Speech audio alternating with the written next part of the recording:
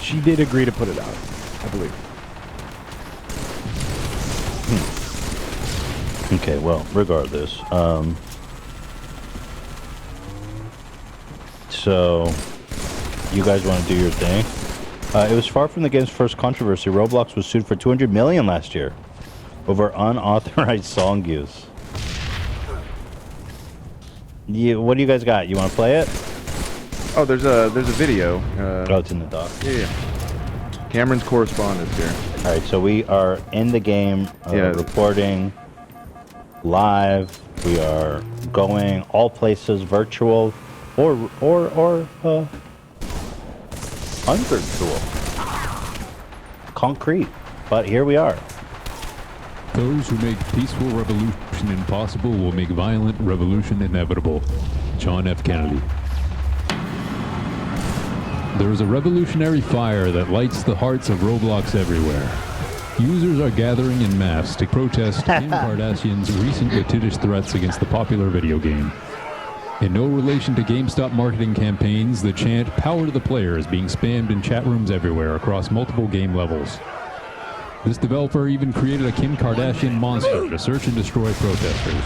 Blocks blood, paints the pixelated streets, and tensions continue to rise. I visited a more subtle level where Jesus Christ himself showed up in support of the game. Finally, I paid a visit to the Kardashian family themselves, but it seems like this level was in need of updates. Oh, drastically in need of updates. Well, outdated. It is Friday, baby. Ultimately, they could not be reached for comment, so it was time to call it a day. 30 seconds. Yo, those game versions look sick. So are those good job, Cam, virtual reporting. So are those real places in the game, the Kim shit? Yeah, I mean, right now, if any foot soldiers are out there that have Roblox, I'm currently in the Kardashian mansion level, but yeah, there's a few protests going on. When you type in Kim Kardashian. Yeah, they should stand up for the rights. That's their game. Roblox is their home. A lot of chat is saying that Kim did not give consent for that tape to come out. Okay. I'm not sure the real story, but that's what chat is saying right now. So. Okay, well then I do feel worse. Then I do feel bad for her in that case. But I'm curious, did she ever try to stop the circulation? Did she actually get money? She sued to prevent it from being released. So how can you guys talk about how they're like these mastermind marketers and then say that was unintentional? I mean, there's no denying they're master marketers. I mean, we weren't specifically referring to the sex tape. But like, you said, no, I know, but you go, oh, she didn't consent. But then when I say she says something dumb and everyone calls me a fucking psycho for thinking that it wasn't planned. It's a statement versus sex tape. I mean, that's her son saying that now. I mean, the consequences, I feel like, are a lot more intense. Sure, for her son, but don't you? Okay, whatever. I don't need to get all these fucking weirdo Kim Kardashian people. Don't abuse me again, Ethan. I'm not asking. I got nothing to do with you, AB. I got nothing to do with you.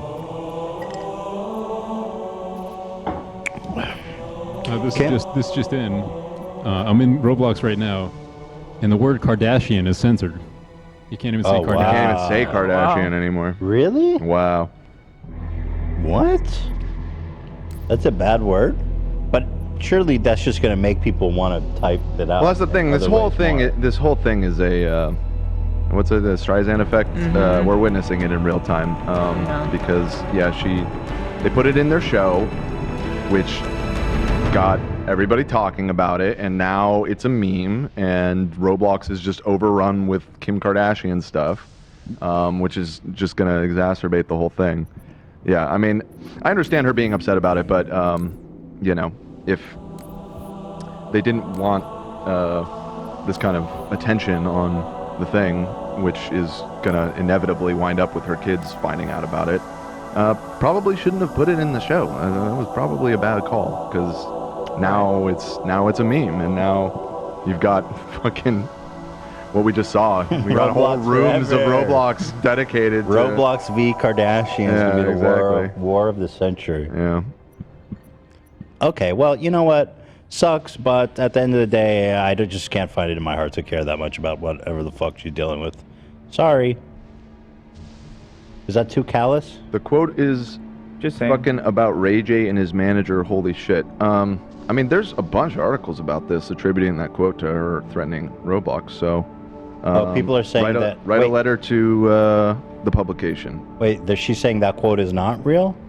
Just somebody in the chat is saying that, but My God, people care so much about her. It's like I can't even say shit without people I know. losing my mind. And she is, I fucking hate her. So, it's like, not that I think that stuff like this should happen to her, but like, just, I hate the fucking Kardashians. So, I just think they're the most vapid people in the world. So, it's hard to give a shit. I don't care. Yeah. What am I supposed to care? There's people dying every day. I'm supposed to care about Kim Kardashian? I was supposed to care about her feelings? There's fucking, you know what I'm saying? Like, I only have so much bandwidth to have for sympathy. Sorry, Kim Kardashian is not on my fucking list. Just saying. Just saying. You know? Just saying. Just saying. Well, okay. You guys want to do the discussion prompt? We've been putting this off for a long ass time. Basically, we have a discussion prompt. Okay, let's do a poll. Should I care about Kim Kardashian's feelings? Yes or no? Should I set aside bandwidth and my limited spectrum of sympathy? AB says yes. Yes to caring about Kim. Yeah, AB is a very soft spot in his heart for the I Kardashians. didn't say anything. He empathizes, and that's good. He has a big heart. Yeah. I think the reason people get worked up is they're superimposing themselves. Like, what if I had to deal with this with my kid, and that's why they get worked up. I can't hear What's you. that? You're Your coming in mic quiet. coming in quiet. I was saying that I think people are passionate not because of Kim as a figure or character, but just they're superimposing themselves onto that situation. Like, what would I go through if that happened to me? Yeah. You know, and an ex of mine. So I think that's why people are Sure, and I have involved. Okay, I have Freud. sympathy for that, aspect of it. Like, yeah, obviously you don't want your kids seeing your sex tape. That's horrible. Well, I was actually under the impression that she was put it out. But I don't think So, they that saw changes it. the- That's what I think thought, it too. just, Yeah. from what I just briefly read, it showed her crying face, and when you clicked on it, it said something like "Watch her new sex." Yeah, he didn't actually. Yeah, It was like an ad. Exactly. And it's like Yeah, it was just a joke. the fact that she had a sex tape is just something that her kids will eventually find out, and I guess this was how this kid found out. You know, Yeah. they're famous, and it's just gonna happen. It's unfortunate, but that's the reality. Like with the internet, it's just they're gonna find out. Wait till they find out she's the one that killed Harambe. Wow, that was a throwback. That's really gonna disturb them. What is the poll? Should I care about the Kardashians? Should I have the bandwidth and my delicate spectrum of sympathy? Okay, that might be too many characters. But in How do truth, you yeah, wanna I thought word it? she put out the sex tape, so it does make me feel a little bit worse for her. But at the end of the day, why doesn't Kendall just give her a fucking Pepsi and tell her to drink? Oh, true. That's You know, a really Her sister's the Pepsi great girl. girl. Just fucking deal with her. Shit. Whatever, cancel the poll. Yeah, let's just move on. All right, our discussion prompt for the day is infamous stories your family always tells. You know, within every family, there's specific lore, things that went down within your family that everyone always talks about. I have one. I'll tell it. So within my family, there's a certain phrase after my brother Sean when someone brutally spoils a movie, and it's called Shawning a movie. And my brother was notorious for this. He just would unintentionally just spoil the ending of movies, and it has happened so many times. The best example when this phrase was born. Now you guys remember the hype around the Sixth Sense? I can't remember. I always remember Sixth Sense. There's really 5 other senses. Smell, taste, vision, hearing, feeling. Okay, yeah. Seems like a lot. Maybe fact check that. Sixth I Sense. know.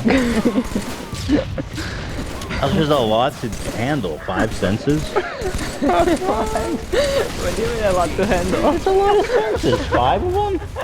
Oh, that's an all-timer right there, Ethan. There's really 5 of them. It just seems like a lot. I thought you were saying it's not enough. Not enough, for Christ's sake. The 6th one is seeing dead people. How much more senses do you need? I'm overwhelmed. Sensory overload. So anyway, The Sixth Sense was out, and it was like super hype. That movie was a cultural phenomenon. Yeah. And it was a great movie, by the way. I love that movie. And it has this incredible twist ending. You're going to forgive me for spoiling it for you now. It's been about 20 years, so... I think the ship has sailed, but if you don't want to be Yeah. spoiled on The Sixth Sense, I guess... You don't want to be spoiled on The tune out Sixth for a few Sense. minutes. Close your eyes. But like, it had, in my opinion, one of the best twist endings ever. It was like, oh shit, mind-blowing. And if you Mind-blowing. find out the ending, it basically ruins the whole movie, because the whole movie is informed by your suspense of not knowing what's going on. And if you get the ending spoiled, it ruins the whole fucking movie.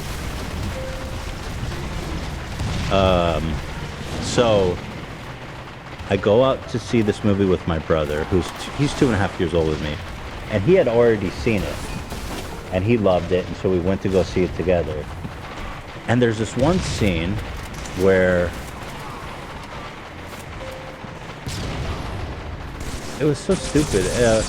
Bruce Willis and the kid were on a swing, and my brother leans over to me, who's already seen the movie. This is halfway through the movie, and he goes, "Hey, you notice how Bruce Willis doesn't have a shadow?"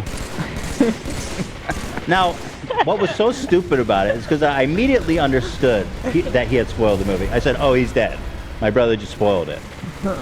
But what was so stupid is that he did have a shadow. There was a shadow there. It wasn't even a good observation. So he spoiled it for me halfway through the movie with that dumb comment. I'm like, why? Why But even that's say not that? where the story ends. So when we're home, we go home, and my dad's in the kitchen. And I'm like, he was like, "How's the movie?" Whatever. I was like, Sean ruined the fucking movie for me. Midway through, he turns to me and tells me literally the ending. And then my brother goes in front of my dad, who's really excited to see this movie too. He goes, "I never told you he was dead." Nice. And then my dad's like, "You just spoiled the fucking movie for me." And that's where the phrase "shawning the movie" was born. He spoiled it for both of us separately. Incredible skill of spoiling the movie. So there you go. If it happens in your life, you can always say "Shawned the movie." That's pretty cool. And apology to all other Shawns that have to bear that cross. There you have it. All right, who wants to go next? Anybody? I guess I can go. Go ahead, Dan. Yeah, so an infamous one in our family is, actually it's funny we're doing this today because just on Wednesday's episode when you were grilling me like a cop with that stash,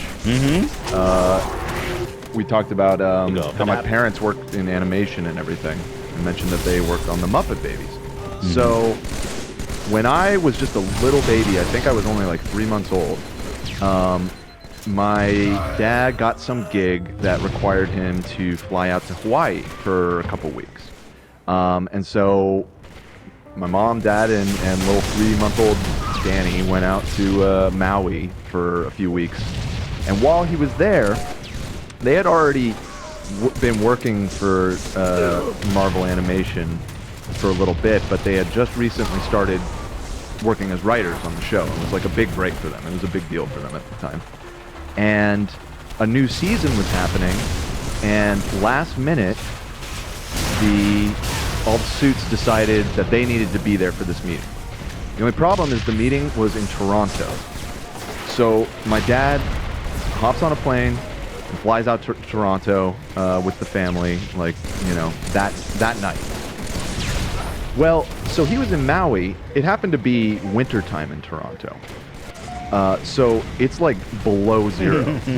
And my dad shows up with nothing but like Hawaii clothes, shorts, Hawaiian shirt, and sandals. And they have this meeting at like 7 in the morning. He was super jet lagged, so he had no time at all to get new clothes or business attire or anything. So it's at this like fancy hotel. They have like a conference room, and it's all the suits. He walks in, and it's like long table with like 30 guys in suits, and Jim Henson is there, who he had never met before, but the man himself, the legend, Jim Henson, is at this meeting. My dad walks in, wearing the shorts and sandals and everything. He walks, and I guess because he was jet lagged or something, he sits down on a seat and tips back, and immediately tips back too far and falls over backwards. Oh man, No way. And he like kind of sheepishly gets up and he's like, anything for a laugh. And like everybody's just like, who the fuck is this guy? But here's the thing, apparently Jim Henson thought that was hilarious. Of course. And he took a lugging to my dad, and my dad always said he was one of the sweetest, coolest people he's ever known. Yeah, they still gave him the gig after that, so I guess it didn't kill it. But yes, this story is infamous in our family of my stupid ass dad flipping over backwards in a Hawaiian shirt in the dead of winter. Dude, you know Jim Henson loved that, though. Your dad cruising in blistering cold in a Hawaiian shirt. That's awesome, dude. That's epic story. Yes, love that for him. Love that for him. Who else? Who's your dad? What's your dad's name? You don't want to say? You don't have to say. I guess it doesn't. His name's Larry. Larry! Larry! I know. We love And Larry. You got Calling me Larry. and your dad's Gary. Larry Larry and Gary. Larry Anyone and else have a dad name that rhymes with that? Larry, Gary, and Terry? Our dads would probably get along pretty well. My animal spirit dad, Larry David, so I You're can. right. Yeah, Larry, and Gary. Yes. I feel like I can relate. You think Larry David would be a good dad, or he'd fuck you up? He would fuck you up. Yeah. But still. Well, he is a dad. Yeah, no, I know he's a dad. I mean, are his kids? He has a daughter. They actually seem pretty legit. They Pretty seem cool. nice. Yeah. Yeah, So good, maybe good it's family. fine. Good family. Probably fine. Good family. My you my going? story is All right, not let's like go. funny or anything. I wasn't sure what angle we're going, but just I guess like I thought something that's like a lore in the family. Mm-hmm. Yeah, no, that works. So in our family, it's the fact that my dad built the house that we live in, I don't no longer live there, but that's where I lived my whole life. So I don't have much to say about it, but I have pictures. Well, he when they were, I don't know, he was like 30 something, and he made money for himself from, like, he was working in what do you call it when you build the stones for? Oh, he was a the masonry. people? Masonry? Is that what it's called? Yeah, he did stone Marble, work. yeah. Marble work, yeah. So he would work with marble, and he did it on his own independently and saved money, and then eventually he bought a piece of land and he built a house, and then here it is. So when you say he built it, he knew a lot of people, like somebody who will lay the floors, or somebody that will build the wall or paint, but he Sure. kind of like put the whole thing together, and he was there every day. And This house looks epic. it's very nice, especially for Israel. But yeah, it's really nice. It's like 3 stories. Do you know how long it took him, Eli? about like a year from what I've heard. A little bit faster than Lena's dad. A year? Damn, you Lena's can't. dad is still building it. It's been 25 years. 25 years? But it's like a Scarface like mansion overseas in Lebanon. 25 God. years. Was he building a cathedral? It might as well be. It's massive. Just slowly over the summers. Your dad looks badass though. He's like, I built this shit. Yeah, look at that. That's that's awesome. always kind of like the vibe. Like, yeah, what? you're sitting in the house that I built. That's even worse. It's not like, I own this house. Yeah. This is my house. It's like, I built this house. You'll wear fucking shoes when you come here, not sandals. Right. All right. And I'm sorry, do you say